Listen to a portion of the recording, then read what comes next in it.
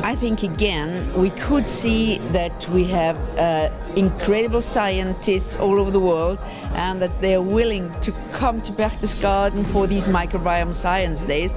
So for me this was an honor, but it was also a real pleasure, and also to see incredible new data, to find out that there are 30,000 new strains coming, which we saw analyzed in China, to saw that there are big groups of people, 10% of the Estonian population that have already microbiota data.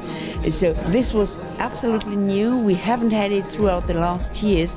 So I see microbiome research is the future, and it's not only the future, but it is something for every person, indeed, for their health, and I also think for a longer and better life. What we presented here is our study in patients with ovarian cancer who underwent systemic chemotherapy, because we believe that prophylactic use of probiotics can significantly decrease the toxicity. The topic I was presenting mainly relates to fecal microbiota transplantation, because our group has done some work looking at how some of the effects of fecal microbiota transplantation can be used to treat different diseases, and in recurrent C. diff infection, how we can personalize the treatment to achieve a better outcome and to select a better donor profile. I presented on some ICU-based research looking at colonization within the GI microbiome, and then how that might impact risk for infection in the intensive care unit, and then complications like death and superinfections later on in the ICU stay.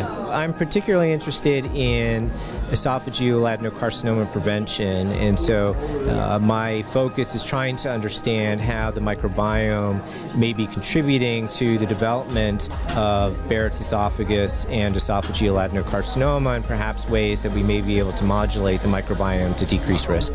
As one of the organizers, I have to say, of course, I like it. It's the third year that I'm attending now this conference here, and I hope we will continue.